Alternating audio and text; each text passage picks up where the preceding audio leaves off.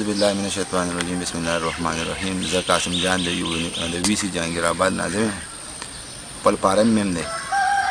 زه ای سی صاحب ته ډي سي صاحب ته د ټولو ته دا خواست کوم چې دا بوره په دې دغه وړو سره یو ایټم دی زموږ د څارویو تر زیاتره استعمالیږي ټول دا په ریکارډ باندې چې ته نن سبا وګورې نو د لرګو بورې پکې اچولې ده چوکر چې ورته وایي او هغه نن سبا کم از کم 2000 روپو ته هغه بورې رسېدلې ده.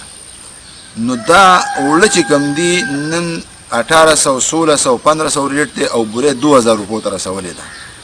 ولې د دې تپوس نه کېږي؟ د دې تخواست کوم چې د دې تپوس وکړی شي او دا کوم د غریبانه خلک چا څاروي چا دوه چا درې ساتلي دي په دې ورځو کې ګیاګانې نه شني نو په دې وجه باندې چې کوم دی دا یو کوپر راکوز کړی دی. دا تپوس نشته دی، پوښتنه نشته دی. چوکر چې ورته وایي د لرګو بورې پکې اچولي هغه پکې میس کړي او په 2000 روپۍ بورې داسې کل ته وګورئ داسې بورې ته وګورئ داسې ورو ته وګورئ.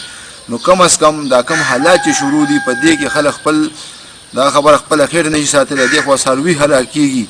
نو زه دې ته خواست کوم چې کم از کم دا بوره به په دې وخت کې موږ په 1000 په 900 روپۍ باندې اخیسته او نن سبا د هغې 2000 روپۍ ریټ دی. نو دا ډېره زیات د خلکو سره زیاتی دی، یو کوپر دی. نو زه خواست کوم چې د دې کم از کم د دې تپوس وکړی شي او د غریبانو ته کم از کم څه ریلیف میلاو شي. مهرباني وسلام.